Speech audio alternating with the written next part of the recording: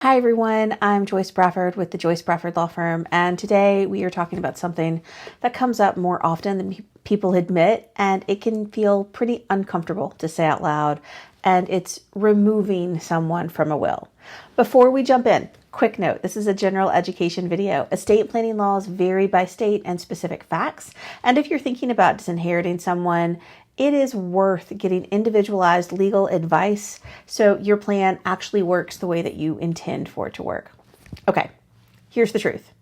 People remove someone from a will for many reasons, and it's not always dramatic. Sometimes it's a life change, sometimes it's a values change, and sometimes it's just simple reality. So let's walk through some of the most common reasons that I see. The first is marital changes. Divorce and remarriage are the two biggest triggers for estate plan updates. A divorce can change what you want, but it can also change what the law assumes. Remarriage can create new rights or expectations, especially in blended families.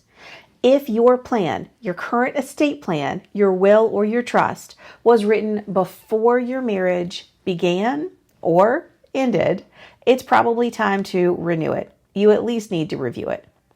Okay. That's the first biggest one. The second reason that we see people change their estate plan and remove someone from that plan is estrangement or a broken relationship.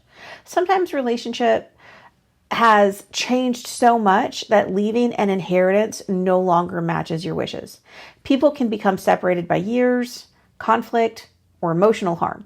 And if you have a significant loss of connection, it's normal to want your documents to reflect that reality. The third thing I see is financial irresponsibility, and this is a big one, and it's often tied to substance abuse, gambling, or other forms of chronic instability. Sometimes the goal is not punishment, but protection, and you may want an inheritance to protect someone rather than fuel a destructive cycle. So in many cases, there are planning tools that will allow support without handing over a lump sum directly. So remove a direct lump benefit and instead to provide some type of trust. Fourth is gifts prior to the distribution of the will. So some families operate this way intentionally. One child received help with a down payment and another received years of tuition support, or you've already transferred a major asset during your lifetime. Removing someone from a will can be part of a balancing act, balancing what's already been given to one child versus another. All right, the fifth thing we see all the time is a lack of need. And this can be tricky to say, but it's also common. You may have one family member who is financially secure and another one who's not. Or you may want to direct your assets to someone with greater needs or to your children instead of to an adult sibling who's already well established. Your estate plan reflects your priorities. And keep in mind that without an estate plan, the state will determine who gets what. And it does not all necessarily flow to your children. So making sure that the right people receive benefits based on need might be something that's very important to you. All right, the sixth reason I see someone removed from a will or an estate plan is betrayal, manipulation, or undue influence. And this one, there's been some clear harm. Sometimes a person has tried to control decisions or isolate you. And just big red flag here, if you are making changes to your estate plan because you feel pressured to maintain affection, to maintain a relationship, to maintain access to resources, I would ask you to pause. Your plan should reflect your wishes and never reflect someone else's agenda. Okay, so now that we know when we change our plan, let's talk about what not to do, because this is where people accidentally create a lot of problems in estate plan. The one common mistake that I see over and over again is silence. People believe that silence equals disinheritance. And in many families, people think, oh, I'm just not going to mention them in a will, and I'm going to name all the people that I want to receive something. Now, this approach can backfire because it absolutely looks like an oversight, especially if the person is someone who would normally be expected to inherit. If someone wants to contest a will, ambiguity is their best friend. Or to put that in plain language, if someone wants to say that what you wrote in your will are not really your wishes, failing to clearly say this person should be included or this person should be excluded works in favor of the person who was not included. it means that it's easier for them to go to a judge and say, this person made a mistake in their estate planning and I should be entitled to everything that my brothers and sisters received, or everything that the fellow adults or other regular heirs of this person would receive. Okay? So be clear, even if it's hard. Another mistake is last minute changes that are not properly executed. A handwritten note, an unsigned document, a quick online template that was not completed correctly. These all lead to confusion, delays, and challenges after death. And I'm not here to tell you not to use some type of online template or something that you pick up somewhere that you just fill the blanks in. But I can tell you, people come into my office and ask me to notarize documents. And I tell them, I will not notarize this without reviewing it with you. And I cannot tell you how many times documents were created incorrectly. The person's wishes are not reflected in their document, even though they are the ones who created it. Mis-executed documents create drama. They create confusion later. Okay. And just one more here. People often forget that a will does not control everything. Beneficiary designations on things like life insurance and retirement accounts can override what the will says. So if you have a 401k or retirement account through your work, you've probably filled out beneficiary designations when you did your onboarding documents, when you completed those 401k enrollment forms. Those beneficiaries are legally the beneficiaries of that account. That is a contract that you have between ADP or Vonage or whomever is controlling your retirement account. They are legally beholden to that document. They cannot do just what your will says. So it is important to not only have your will up to date, but make sure that your beneficiaries and all of those documents reflect your wishes as well. So if the goal is to remove someone from receiving assets, you've got to look at the whole picture, not just the will, but also the financial documents that you've set up. This is a big one. This is a really big one, especially in the cases of divorce, where you've established that your spouse or partner will receive your insurance benefits should you pass away, and then you get divorced and you never look at those documents again. Make sure you're looking at the whole picture.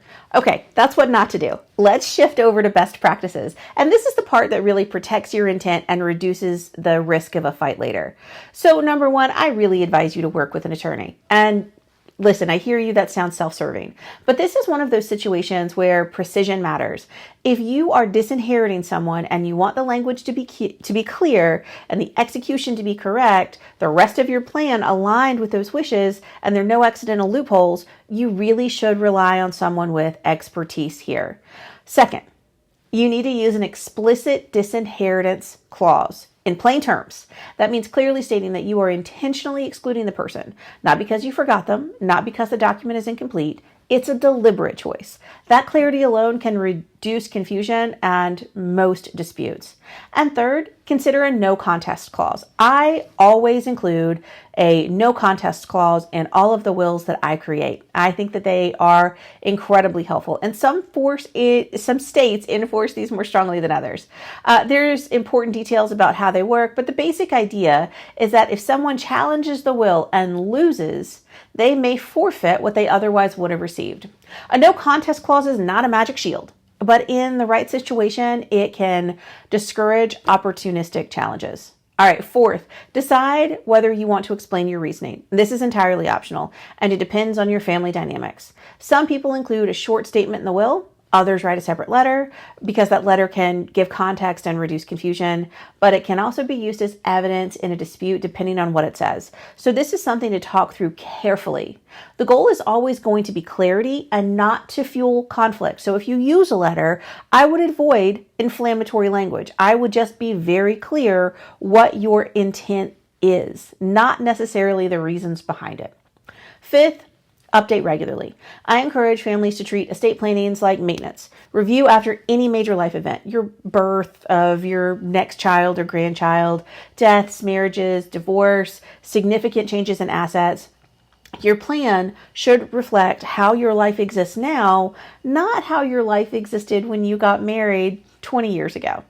All right, now let's talk about a few special situations you should know about. If you're married, you may not be able to fully disinherit a spouse in the way most people would assume. Many states provide spousal protections or elective share rights. So if your plan involves excluding a spouse, or if you are in a blended family and trying to balance children from a prior relationship, you need some real specific legal guidance. If the person you are removing is a minor child, that conversation changes. In general, parents have obligations, and disinheriting a minor can create complicated legal issues as well as practical ones. Often, the better question is how to plan responsibly and not whether to just remove someone. If the concern is financial irresponsibility, you do not always have to choose between an everything and nothing approach. Trust planning, either straight trust planning or trust planning with trust that spring into being when your will is executed, can provide support with a lot of guardrails. For example, it can provide funds for education, housing, healthcare, and these are administered by a trustee, and that's someone you trust to operate with greater financial responsibility than the person who is the beneficiary of that trust. And finally, remember that this is just bigger than the will.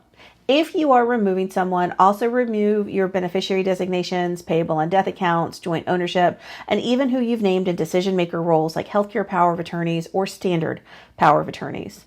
A plan is only as strong as its consistency. Okay, that's a lot, so let me close with this. Removing someone from a will can be a really practical decision. It can be emotional decisions. Sometimes it's both. The goal is not to create drama. The goal is to create clarity, reduce conflict, and make sure your plan reflects your real life and your real intentions. If you are thinking about making this kind of change, the next best step is to talk it through and make sure all of your moving pieces align. Okay, I'm Joyce Bradford. If you would like help updating your will or reviewing your plan, you can schedule a call with me using my link in my profile or visit jocowills.com. Thanks for watching, and remember, as always, protecting your family takes just a little planning.